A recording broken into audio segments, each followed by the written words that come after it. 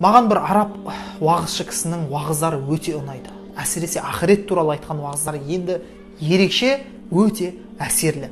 Бірақ ол кісі бір видеосында 4 мазхабқа қайшы пәтуа береді. Ал сол видеоны 1.800.000 адам көрген екен. Субханалла.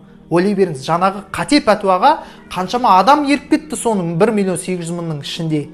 Сондықтан бұл уағыз айтатын адамға келіп осы пәтуаны дұрыс емес десе, ол оның көре алмаушылықтан емес, бәлки оның пәтуасы дұрыс емес екенін айтуда. Және өзгелердің ол адамның пәтуасын қате деп айтуы, ол адамның уағызы дұрыс емес деп айтуында емес. Уағызын айта берсін, бірақ пәтуада не болу керек? Сақ болу керек. Бұл шариғат, бұл бір ойыншық емес. Сондықтан адам дін атынан сөйлеген кезде арамды адал деп, адалды арам деп айтып қоюдан өте сақ болуы керек.